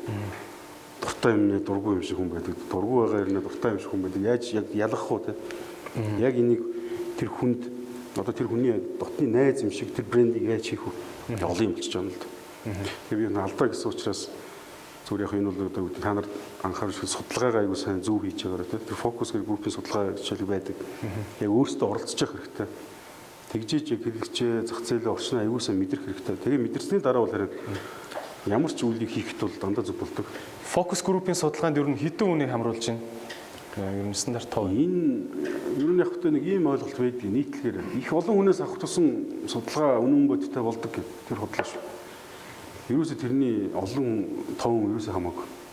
Төлөөлөл зөв цуглуулаад тэдэртэйгээ яг бүх юм нуудалт сайхан ярилцлах асуудал юм. Жишээ фокус групп бол ойролцоогоор нэг 5-аас 6 бүлэгт хуваагаад нэг бүлэгт 6-аас 8 хүн оролцоод гэж ойролцосон даа нэг 40-с 50 хүн дээр л өвчтөл юм аа л. Жишээлх юм бол би одоо энэ 5 хүн одоо шинэ одоо юу гэдгийг одоо шинэ ундаа усны хэрэглэгч байлаа эсвэл одоо тийм пивний хэрэглэгч байлаа гэж би энэ тавтаал бүх талаараа ярилцах байхгүй. Яагаад анх пив уудаг болсон юм?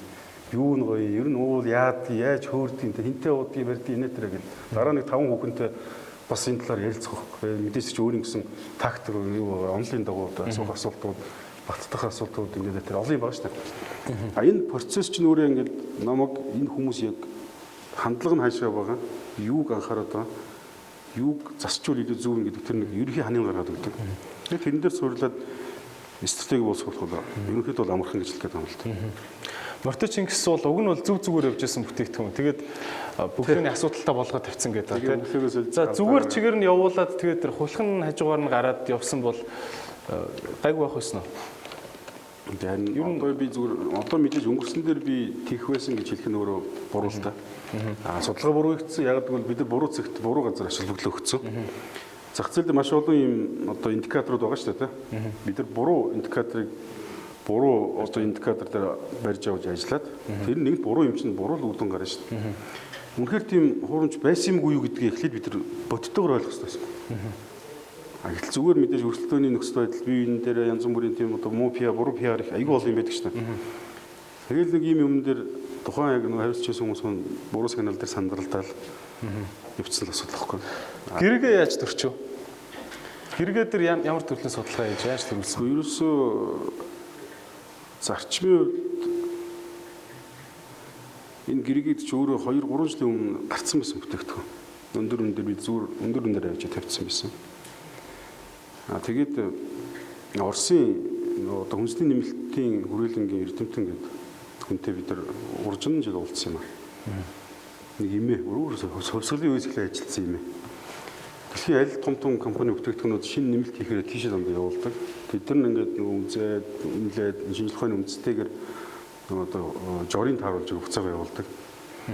Тэр имээг урьж авчиад манай дээр 2 хоног ажилласан. Тэр имээ ерөөсөө биднээс та нар юу иддгүү удвал гэдээ асуудаг тийм. Юу идэх туртаа, юу түвэли, авид дээр идчихдэг бүх юм авид дээр. Жимс юу вэ? Тэгэл энэ чинь талах, малах, будаа, гурил бүх л байгаа шүү дээ. Тэгээд үйлдвэрлэл маань явж оронгуудаа энэ юуны үнэр вэ гэд бид нар нөө чацран савуулж байсан. Энэ юуны үнэр вэ гэд. Энэ чацран энэ их сонирхолтой юм наадах авид ирээч гээл. Тэгээд ерөөс ихнээсээ л хэлсэн. За энэ чацран хамгийн сайн нэмэлт болно. Бусд нь явахгүй гэд. Тэгээд баг 10-аас 20 төрлийн юм амтууд гаргаж ирээд бид нар чигээс өдөрт 3 удаа нэг стац хийгээл хасаад байсан байхгүй. Дандаа бүгд номертой. Явсараа хамгийн өндөр оноо авсан хамгийн сайн үнэ гэдэг ерөөсөж часрын нэмэлттэй бүтээгдэхүүн болж таарсан байна. Тэгэхээр тэр хүн бас монголчуудын нөгөө менталити сэтгэл зүй хандлагыг ойлгож байна шүү дээ. Монголчууд ийм хандлагатай, ийм юм дуртай, ийм юм байна, тийм юм. Тэгээд өөрөө нөгөө туршлага дээр үндэслээд энэ нэг уусаа зохино гэдгийг шууд мань мэдчихэж байгаа. Часран ч яагаад тэгэхээр маш гоё амттай тий хурц амт тэгсэн үнэртэй шүү дээ тий. Тийм. Ихэнх жимснүүд нэг бол гоё амттай, нэг бол гоё үнэртэй гэдэг юм л да. Гоё үнэртэй бол амтгүй, гоё амттай бол үнэр багтдаг ч юм ийм юм. Шацран бол аль аль нь байдаг учраас бүтээгдэхүүнд нөгөө амтын үнэрийн өөрчлөлт дээр хослол шин чанартай нөлөөлж чадж байгаа. Тэгэл эмээгийн хэлснээр эмээгийн жураар бид хийсэн. Өнөөдөр үнэхээр хэрэглэгчд бол маш хүрж байгаа, таалагдж байгаа. Сегмент нь бол өөр шүү дээ. Тийм. Өндөр хамгийн үнэтэй шахуу сегменттэй тавьсан. Тэр бол үнэхээр зүгээр бэлэг дурсгалын зүйлээр эсвэл ёслолын үед л хүн хэрэглэдэг. Үүнээс нийтээрээ тэрийг одоо өргөр хэрэглээнд бол их оруулах шаардлага бүтээгдэхүүн тийм. Танаа бүтээгдэхүүний борлуулалт магадгүй ингээд анх харуулж гарч ирсэн баг те Мортой Чингистэй. 9 оны наадмар ч юм уу те. Тэгчээд ингээд яг тэр өсөлтөө үзүүлэхгүй ингээд өсөлт нь буурах үед яагаад буурчуу, ийчүүгээ сандардгуу энэ өсөлтийн тал дээр та юу ямар бодолтой байдаг вэ? Борлуулалт. Энэ нөгөө онлын ойлголт байгаа шүү дээ. Бараа бүтээгдэхүүн амьдралын цикл гэдэг ойлголт байгаа шүү дээ. Ямар ч бүтээгдэхүүн зах зээл нэвтрэлтийн үе гэж байна, өсөлт гэж байна, тогтворчлогын үнэлт. Ийм динамик гэдэг те. Унсан үед нь хоёр шийдвэр гаргана. Нэг бол энэ чигээр нь хаяна. Энийг босгох гэж оролдох нь өөрөө маш их зардалтай болдог. Эсвэл дахин брендинг хийн. Дахин брэнд хийх юм дахиад босч болно. Дахиад өснө, дахиад ингээд. Зүгээр яг би зүгээр сонирхолж хэлэхэд энэ ч нөгөө маркетингийн бас кейс л те. Анх спирт одонд ажиллаж байгаа чи хараа ирэх гэж гарч ирэл зах зээлд их өсөлт байгаа бол те. Тэгээд зөрж ерөөл гарангуут нөгөө хараа чи үнэ шүү хог болно шүү те. Өдөрт нэг 4-5 орчим гараад эхэлчихэж байгаа хгүй. 100 тухай чинь 4-500 гардаг гэсэн 4-5 гараад эхэлчихэж байгаа. Тэг яг тухайд бид нар онлол үцгээс харахгүй. Одоо яах вэ? Тэгэхээр энэ дэр нэг бол нөгөө ребрендинг гэж дахиж брендинг хийх ёстой. Эсвэл энэ бизнесийг хаяад цоо шинэ брэнд дахиад хөгжүүлэх ёстой. Аль аль нь өөрийн даваа сул талтай, аль аль нь өөрийн рисктэй. Цоо шинэ брендинг хийх юм бол дахиад тэр нэрийг таниулах гэж маш их зардал гарна тийм. Хугацаа алдна. Үндсэн брендийг босгох нэг нь түүний нөгөө хүлээж авахгүй болсон юмыг одоо найзалж байгаад найзгаа холихтаа гэдэг айгүй муу нэртэй болчихлоо шүү дээ тийм. Буцааж тэрнийх итгэлийг авах гэж айгүй хэцүү шүү дээ. Яг энэ брендинг гэдэг чинь яг хүний харилцаа тахгүй. Тэгээ бид нар тэр үед шошго мошго бүх юмаа солиод та нар ингэ одоо санахгүй байхад ихэнх сандрын голограм шошго мошго тухайд гаргаад дахин брендинг хийснээр буцаагаад 5,000 сумыг өдрийн 50-аас 80 руу оруулсан баг. Бүр өмнөхөөсөө амжилттай брендинг хийсэн. Энэ үл яг тухайн үеийн тэр зах зээлийн кейс. Энийг хүн яг тухайн тэр нэг миний хэлээд байгаа судалгаагаа зөвөргөл үнэлтэл зөв өгөх хэрэгтэй асуудал байна. Яг унгаагаад хаях уу, шинээр гаргах уу, эсвэл дахиж брендинг хийгээд дахиж хөгжүүлэх. Монгол айгүй богинохон байгаа. Та нар зүгээр цаашдаа ингэ та нарын энэ зах зээлд ажил. Ялангуяа юм хэрэг яг юм тавилга мавлах ч юм уу юм шал мал юм гэрэл мэрэл бол арай өөр. Энэ өргөн хэрэглээний одоо ундаа ус гэдэг чинь байнгын бүтээгдэхүүн чиг манай хэрэглэгч чиг юу уйдамхаа. Энэ ч нэг нүүдлийн соёлын хэрэгжилтэйгээ холбоотой гэдэг юм шиг юм. Маш уйдамхаа. Уйдамхаа зан чинь бас хоёр талтай. Нэгдүгээр сайн шинээр юм гэж байгаа сайн. Хүнд айгүй амархан хүрээ сонирхоод авчдаг. Нөгөө талаар буцаад хурдан хаяа авчдаг. Дахиад өөр юм руу хөрөө авчдаг. Яаж нэг тогтоохгүй гэдэг асуудал. Энийг тэр нэг зөв хослолол барих хэрэгтэй. Яг зөв ойлгоод жишээ нь архин дээр одоо таны ингээд датанаас харж яхад цикл нь хэр хурдан уудаж чинь? Ер нь 4-5 хурдтай 4-5 шүү. 4-5 жил. Тухайн үед бол ингээд харж яхад одоо л харьцангуй 10 жилийн өмнөхийг бодвол зах зээл харьцангуй тогтоод эхэлж шүү дээ. Бүр тэр үед бол бүр богинохон юмсэн. 3 жилдээ нэг бүтээгдэхүүн гарч ирэл хаяад хэсгэж байгаа. Одоо л харьцангуй. Гэтэл одоо та нар буцаад эргээд анзаарвал маш олон бүтээгдэхүүн байхгүй бол буцаад оронд маш олон бүтээгдэхүүн гараад ирсэн байна. Гадаад зах зээл дээр бол тэр ойлголт ер нь их бага шүү дээ. 20-30 жилийн өмнө тийм. Гэтэл ямар ч бүтээгдэхүүн өөрийн циклтэй байдаг гэдгийг л бүгд ойлгох хэрэгтэй. Унжаагаа үед физикийн юмыг та нар уулын уруу урууж байгаа юмыг машиныг шиг ингээ урууж байгаа ямарваа нэг юм зогсооход ямар хүч гарах уу гэдэгтэй адилхан байхгүй. Эсвэл ингээд ямар нэг байдлаар өнгөрч байгаа араас нь төрөх тийм ээ. Тэрийн цаашдаа ингээд ер нь зүгээр маркетинг хийх гэж байгаа хүний сэтгэл зүйн судлах хэрэгтэй. Сэтгэл зүйн чинь нийгмийг ойлгох хэрэгтэй. Физикийн хөл нийгмийн хөл дээр ер нь давтагддаг гэдгийг ойлгох хэрэгтэй. Тэгэл. Тэр чинь энергийн л хөл шүү дээ. Та синержи гэдэг үгийг ашиглаж яриадсан. Яг синержи гэдгийг нэг гоё тайлбарлаж өгөөч. Яагаад бизнес тийм чухал? Ерөөсөө энэ багийн тоглолтын суурь шүү дээ. Хүн ганцаараа юмыг хийх. Би түрүүс нэг хүний чадвар тухайн хүн маш олон төрлийн чадвартай байгаа. Юмыг маш сайн төгс гүйцэтгэдэг тийм ээ. Төгс төлөвлөдөг. Одоо креатив идея гаргадаг. Тэр идеийг нь яг ажил болгодог гэж юм олон төрлийн юм байж баг бүрддэг. Нэг хүн дангаараа нэг хийх ямар ч боломж байхгүй. Үнэхээр сайн би креатив байлаа гэдэг энийг бодит ажил болгодог баг байхгүй бол би тэрийг хүнд хүргэж чадахгүй. Тэгээд хэлэх гээд бас энэ олон хүн нийлэх юм бол би тусдаа ганцаараа хийснээс бид тав тусдаа ганцаараа нэг юм хийснээс тавуулаа нийлээд хийх юм бол тэр нөгөө санаа гэдэг чинь баяжиж идэг нөгөө очин гэж хаяад ингээд тал руу тардаг вирус шиг тардаг тэр шиг ингэж санаа гэсэн гэж баяжиж идэг. Тэгээд баяжсан санаа олон хүн хийхээр энэ ажил нэг хүн ганцаараа 10 кг өргөж бол тэд нар хязгааргүй магадгүй 1000 сая ч хийж болно. Яг гэвэл тэд нар шал өөр хөшүүрэг ашигладаг. Тэгээд нөгөө нэг дээр нэг гэдэг бол математикийн хэлээр 2, бизнесийн хэлээр бол 2 биш. 2 2 сая 2 төгрөмж биш. Энэ санаан дээр л одоо энэ том брэнд бүгд гарч ирсэн байна шүү дээ. Мэдээж тэрийг баг гэдэг чинь өөрөө нэг хүнээс илүү олон хүнээр төлөв гэдэг чинь нэг хүнээс илүү ихтгэл өмчлөлтэй байна. За тэгэхээр Викторийн ярилцлагын цаг ер нь 1 цаг дуусчлаа. Тэгээд ер нь бол уламжлалт ёсороо хамгийн сүүлийн асуулт яг энтерпренеурүүдэд зориулаад та хамгийн чухал 2 зөвлөгөө өгөөч.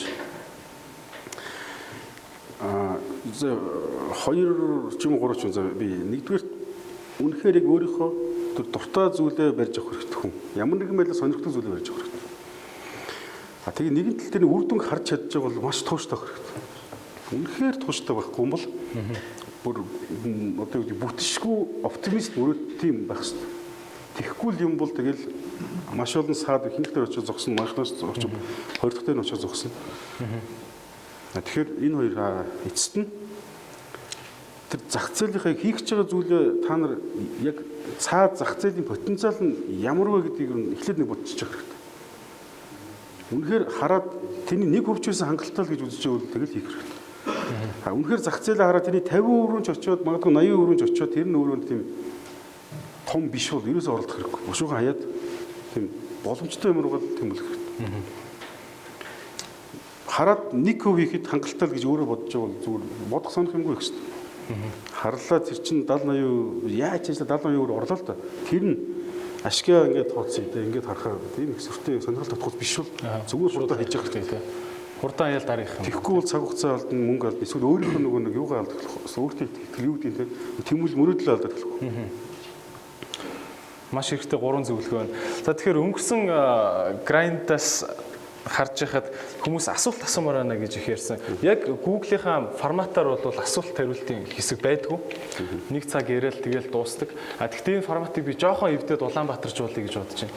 Тэг ямар ч байсан нэг 3 асуулт авъя. Тэгэхээр хамгийн түрүүнд гараа өргөчье. За дараах. За тэнд авлаа. За энэ дугаар авлаа. За уучлаарай би яг гараа авчлаа.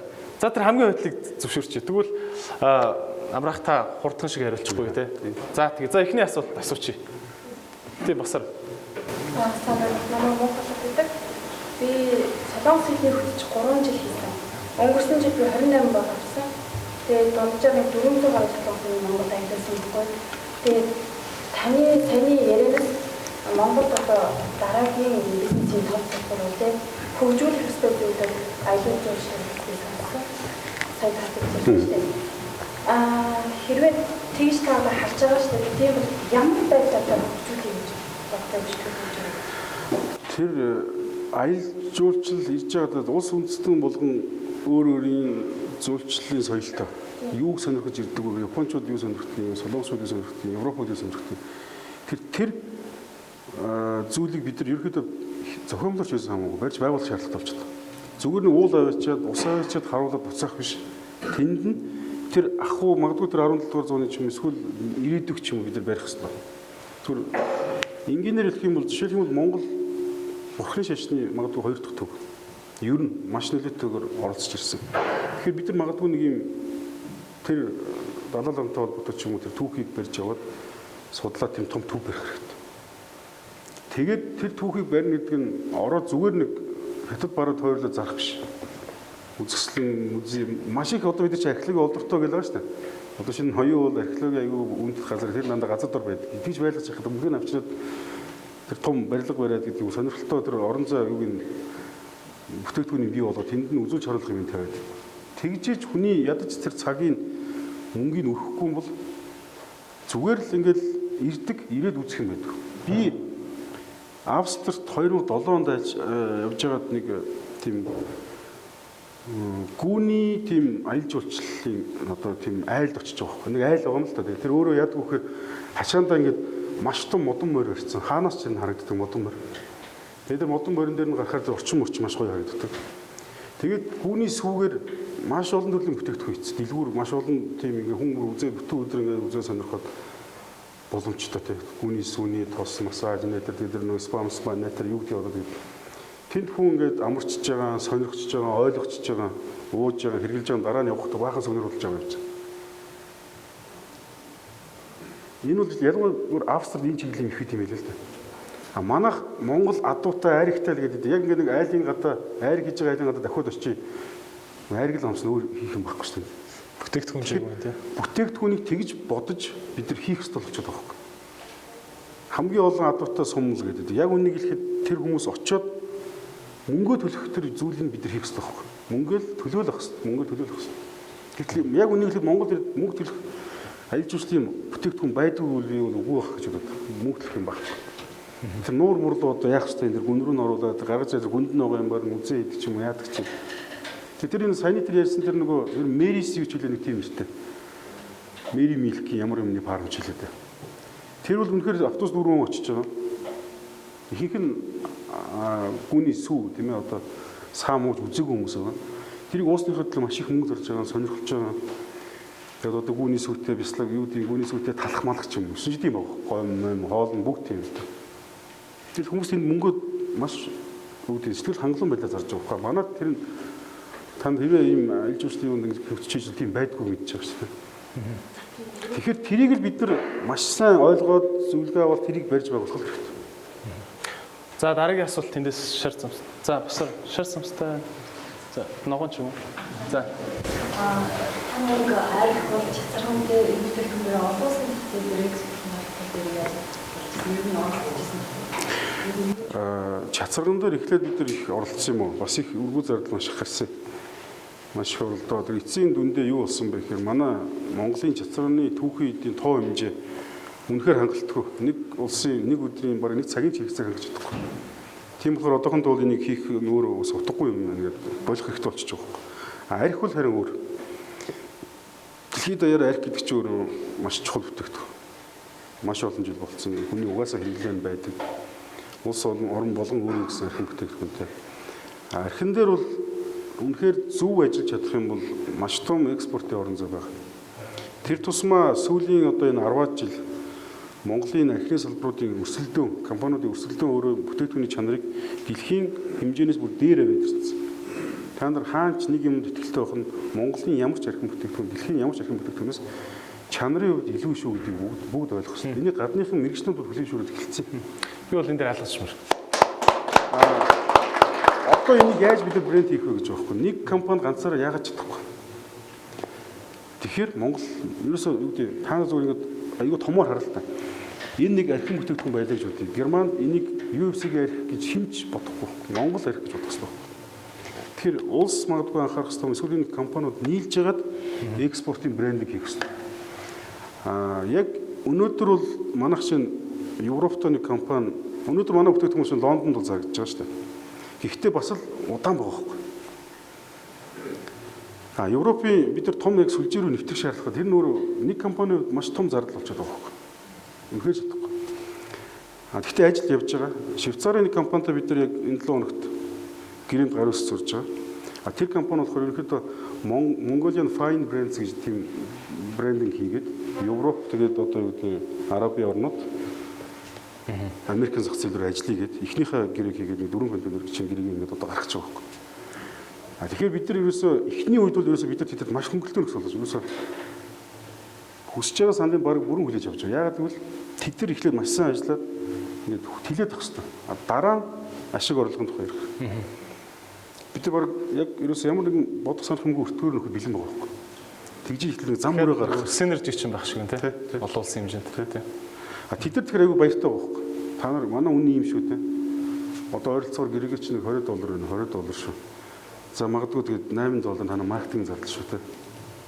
Тэгвэл тэд чинь бид нар мөнгөд чинь $8 хэдийн маркетинг зардал гэдэг чинь ерөөсөө тэр хэмжээг зархад бил ингээд ажиллаад эхэлж явандаа энэ чинь хэрэгтэй байхгүй. Ерөөсөө абсолют Америкийн зах зээлд нэвтэрсэн тий. Ерөөсө улс нь өөрөө тэрэн дээр л анхаарч улсаараа яг нэг зөвхөн тэр бүтээгдэхүүн дээр шведүүд анхаарч пүүш их. Ерөөсөө энэ ахри бизнес ч өөрөө зөвхөн хөв компаниас хамаардаг дэлхийд дээр биш байхгүй. Дандаа улсын оролцоотой тоглогчд нь тодорхой байдаг. Тийм зах зээл их энэ явдалтай зах зээл. Апу бол маш их ажиллаж байгаа, маш их зардал гаргаж байгаа. Гэхдээ миний хэлж байгаагаар ганцаараа ингэ яваад хэцүүхгүй ерөөсөө хэцүү. Эхний ээлжинд дэлхийд абсолют шин Америк, Шведийн арх гэдгээр Финлянд ятад улсаар төлөвлөж орж ирдэг. Монгол арх сайн шүү гэж байгаа бол бид нар Монгол арх гэдэг нэг брендийг л хийх хэрэгтэй. Тэгэхгүй нь ингээд хүч тарамдаа зэрэг явуулж болох. Нийлэх юм бол нөгөөс энержи тэгээд зардлаа хэмнэн илүү фокустай байна тийм. Экспорт явсан ч гэсэн ядаж нэг павильон аваад хуваачин гэсэн үг шүү дээ. Ерөөсө Монгол арх гэдэг нэг л брендинг дэлхийдээ хийж. Энэ бол уулуурхаас шал өөр. Өнөөдөр Монгол будаа илүү төлөвтэй байна гэж. Энэ будааг мөнгө олох юм чинь нэг бол гурил нэг бол спирт шүү дээ. Спиртийг бид нар харьхал болоо экспортлын яг үүндээ манай дэс хэрэгтэй болохоос биш хин нэгэнд хортоо зөвлөсөн биш шүү дээ. Хийж л харддаг шүү дээ. Өстө гоё юм яриад энэ талаар ярих юм сте. За тэгээ удахгүй Монгол брэнд хаасайг бол ангуунууд төр улс орон дээр байдаг болох байх гэж найдаж байна. За дараагийн асуултын чинь зөвч. Хоёр асуулт байна. Ганц л асуулт шүү. Ганц чанга асуулт. Тийм, ганц л чанга асуулт. Тэгвэл ерөнхийдөө одоо нэг менежментийн хувьцаа авч яждаг компаниас тийм. Тэрний ер нь одоо хувийн хэмжээ яг менежмент нь 51 байдаг юм уу? 30 байдаг юм уу? Ер нь жишг юу байдаг тийм. Энэ дээр ер нь ямар нэгэн тэмдэглэл байх вэ? Ер нь жишг. Манад их их компани нөгөө паблик биш учраас надад судалж яригдаад тахшгүй юм л да. Зүгээр гадны зах зээл гарч байгаа нөгөө маш олон мянган хувьцаа эзэмш байдаг учраас тэр магадгүй 10 гаруй байхад л хангалттай том бүс шиг шууд болчихдаг те.